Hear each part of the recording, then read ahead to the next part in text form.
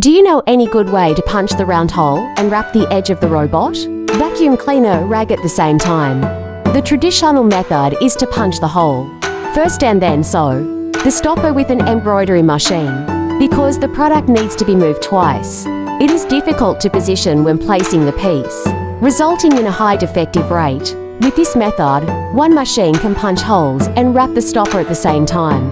2 to 4 rag pieces can be placed at a time. A general worker can operate 2 to 4 machines at the same time.